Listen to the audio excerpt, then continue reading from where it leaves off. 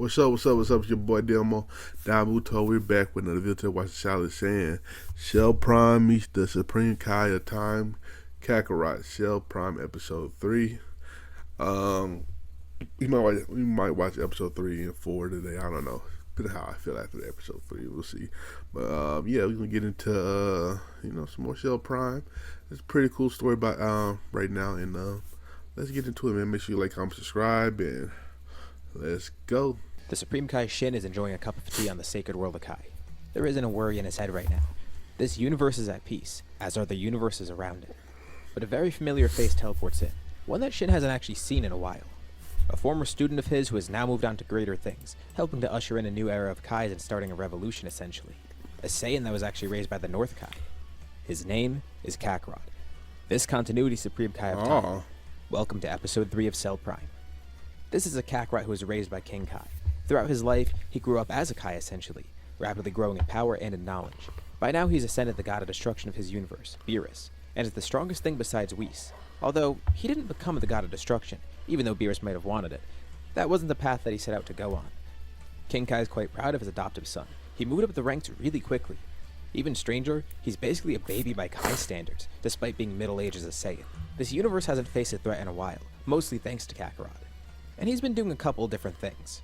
He started traveling the multiverse too, meeting a bunch of other Kais and gods of destruction as well. He and another Kai actually started doing research together on their own. After learning about the time rings, they wanted to look more into it, and they found something amazing. This Kai was being trained to be the Supreme Kai of Universe 10. His name is Zamasu.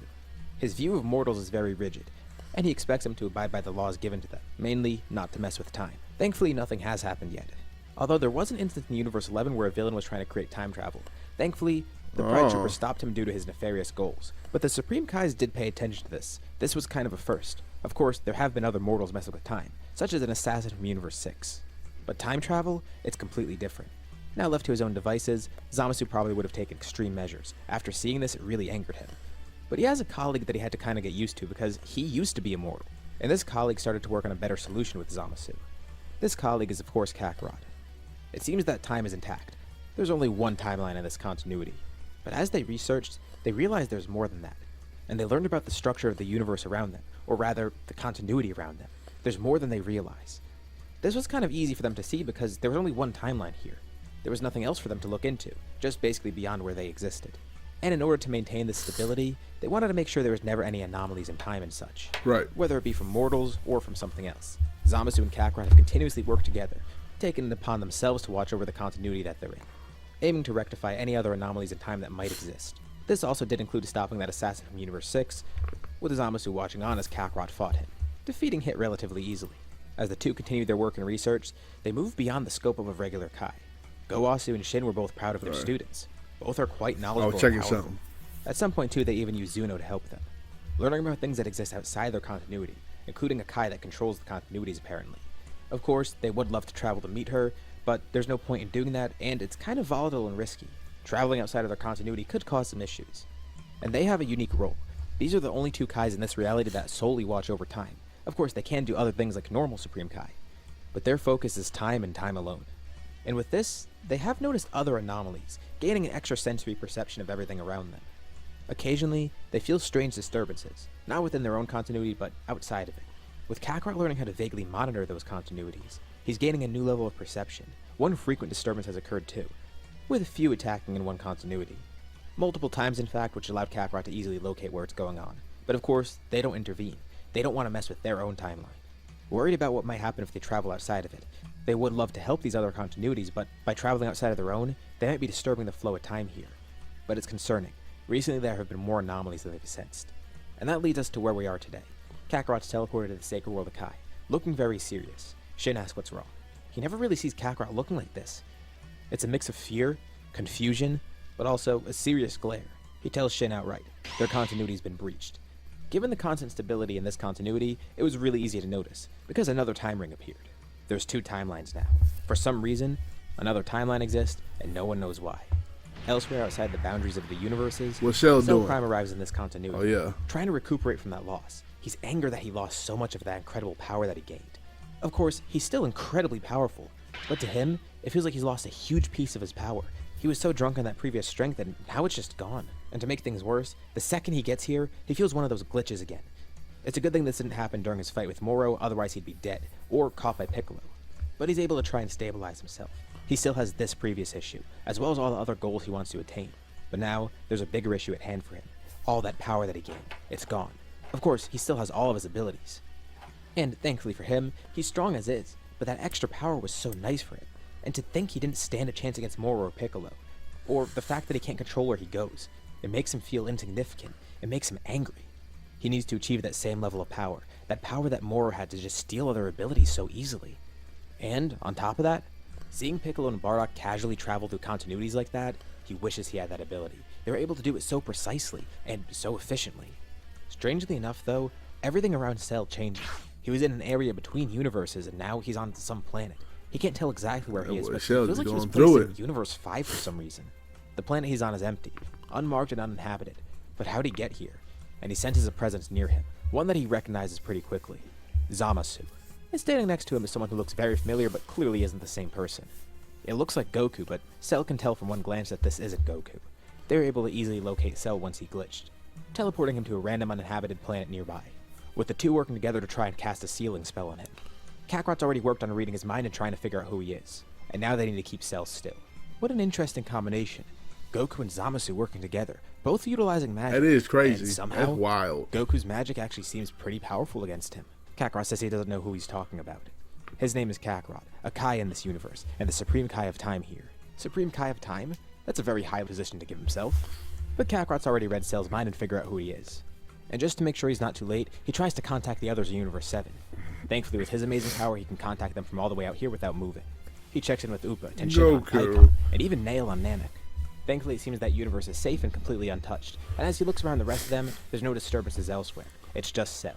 It looks like he might have accidentally broke into here, but this is still a big issue because he created a separate timeline now. Cell breaks out of the paralysis. He tells them that he's sorry to burst their bubble, but he kinda knows that same ability and knows what the Kais are capable of. Regardless of who this Kai is, Kakarot or not, it's not gonna matter. Regular Supreme Kai abilities aren't gonna work on him because he could do the exact same thing, and he's strong enough to even resist that. But Kakarot and Zamasu take this very seriously, of course. Well, if stopping him isn't gonna work, they already know who he is, so they should probably eliminate him right now. When Kakarot looked through his memories, he saw that the Continuity Patrol was chasing him. They must be working under that Continuity Kai that they learned about, Cronoa. But it seems they're not here yet, and he doesn't really know how to contact them either. So, this must be his responsibility. He tells Zamasu to stand back and make sure that Cell doesn't do anything stupid. Kakarot will take him on alone. He powers up, taking on a form that's very familiar to Cell. This key, this presence, it feels so intense. And Cell immediately can tell. It's Ultra Instinct.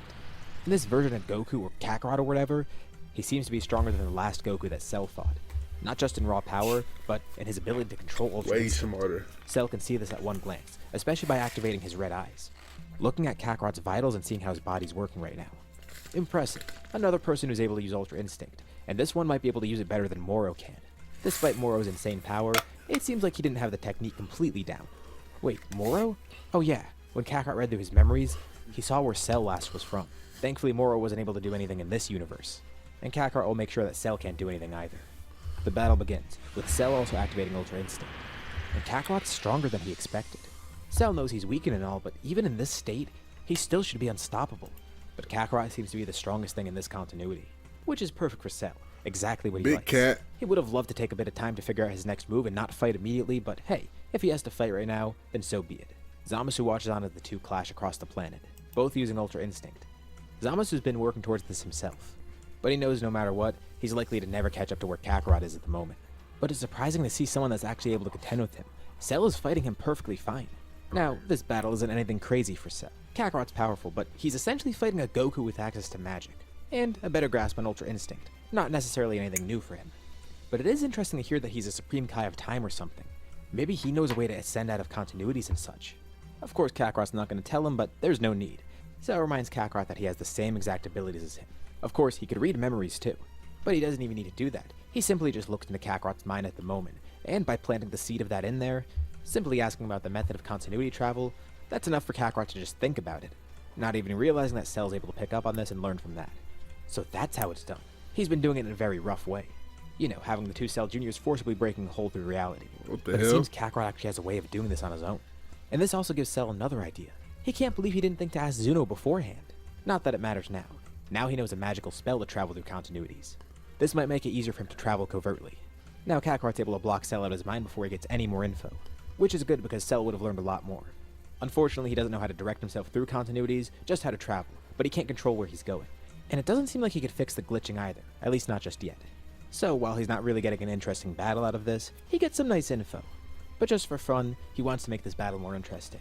He asks Kakarot how powerful that version of Zamasu is. From the one he knows, Zamasu himself wasn't really too strong.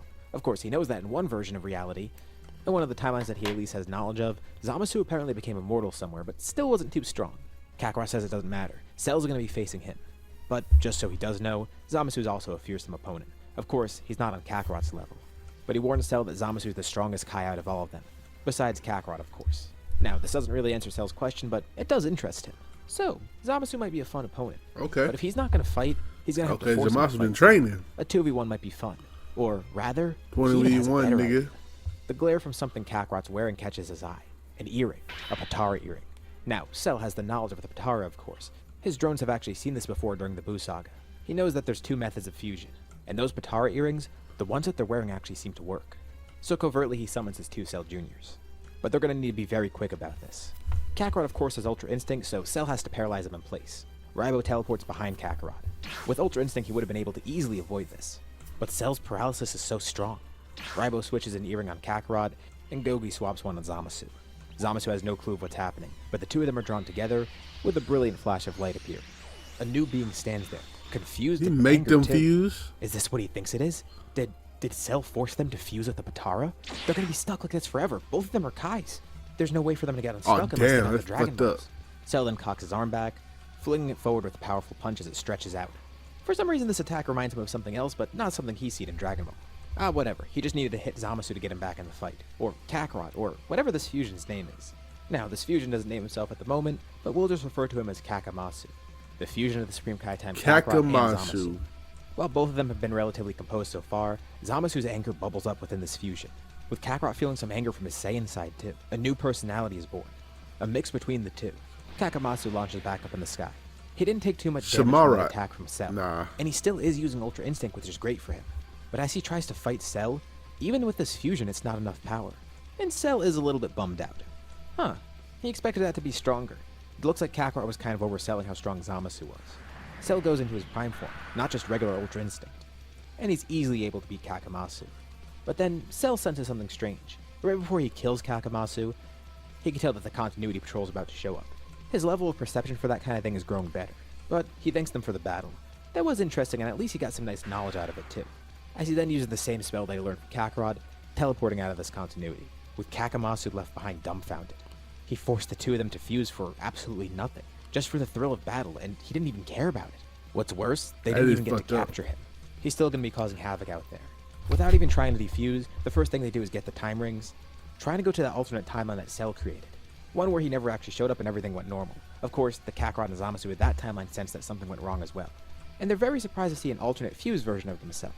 Well, this is good. At least one of the timelines is okay, but still, he split it into two. After they worked so hard to keep the peace in this continuity, now it's been ruined by Cell.